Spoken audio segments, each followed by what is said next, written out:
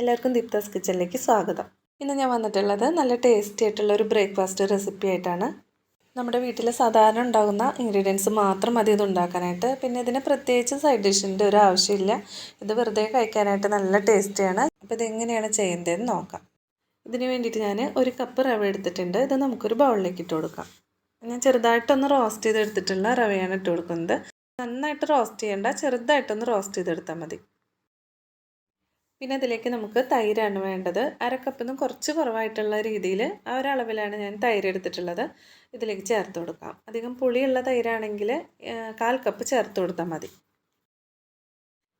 ഇനി ഇതിലേക്ക് 1/4 കപ്പ് വെള്ളം ഒഴിച്ച് കൊടുത്തിട്ട് നന്നായിട്ടൊന്ന് മിക്സ് ആക്കി എടുക്കാം.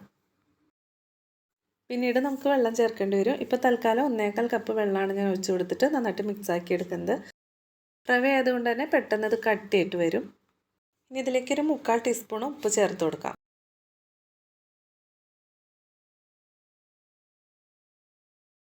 ഇനി ഇതിലേക്ക് നമുക്ക് വളരെ ചെറുതായിട്ട് കട്ട് ചെയ്തെടുത്തിട്ടുള്ള 1/4 കപ്പ് സബോള ചേർത്ത് കൊടുക്കാം. റവ എടുത്തിട്ടുള്ള അതേ കപ്പിൽ തന്നെ 1/4 കപ്പ് എന്ന അളവിലാണ് ഞാൻ സബോള ചേർത്ത് കൊടുക്കുന്നത്. പിന്നെ 1/4 കപ്പ് ക്യാരറ്റ് ഗ്രേറ്റ് ചെയ്തെടുത്തിട്ടുള്ളതാണ്, അതും കൂടി ചേർക്കാം. അപ്പോൾ ഗ്രേറ്റ് ചെയ്തെടുത്തിട്ടില്ലെങ്കിൽ വളരെ ചെറുതായിട്ട് കട്ട് ചെയ്തെടുത്താലും മതി. ഇനി ഒരു 1/4 കപ്പ് ക്യാപ്സിക്കം ചേർത്ത് കൊടുക്കുന്നുണ്ട്. ഇതും ചെറുതായിട്ട് കട്ട് ചെയ്തെടുത്തിട്ടുള്ളതാണ്. ഇത് ഏകദേശം ഒരു 3 ടേബിൾ സ്പൂണോളം മല്ലിയില കട്ട് ചെയ്തെടുത്തിട്ടുള്ളതാണ്, ഇതും കൂടി ചേർക്കാം. പിന്നെ 2 പച്ചമുളക് കനം കുറച്ച് അരിഞ്ഞെടുത്തിട്ടുണ്ട്, അതും കൂടി ചേർക്കാം. അധികം എരിവില്ലാത്ത പച്ചമുളക് ആയതുകൊണ്ടാണ് 2 എണ്ണം എടുത്തിട്ടുള്ളത്. അപ്പോൾ നിങ്ങൾ എരിവിനനുസരിച്ചിട്ട് ചേർത്ത് കൊടുത്താൽ മതി. പിന്നെ നമ്മുടെ ഈ റവ ദോശയ്ക്ക് ചെറിയ എരിവൊക്കെ ഉണ്ടെങ്കിലാണ് കൂടുതൽ ടേസ്റ്റ് ഉണ്ടാവുന്നത്. അപ്പോൾ ഇതിലേക്ക് ഒരു 1/2 ടീസ്പൂണിൻ്റെ അടുത്ത് മുളക് പൊടി ചേർത്ത് കൊടുക്കുന്നുണ്ട്. നിങ്ങൾ എരിവിനനുസരിച്ചിട്ട് ചേർത്ത് കൊടുത്താൽ മതി.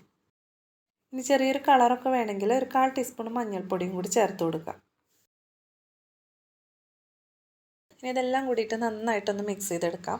ഈ റവയൊക്കെ ഒന്ന് സോഫ്റ്റായിട്ട് വരാൻ വേണ്ടിയിട്ട് ഒരു അരമണിക്കൂറൊന്ന് സോക്ക് ചെയ്യാനായിട്ട് വെക്കാം. അപ്പം നിങ്ങൾക്ക് സമയം ഉണ്ടെങ്കിൽ അരമണിക്കൂർ വെക്കാം, അല്ലെങ്കിൽ ഒരു 20 മിനിറ്റ് വരെയൊക്കെ ഒന്ന് മൂടി വെച്ചാൽ മതി.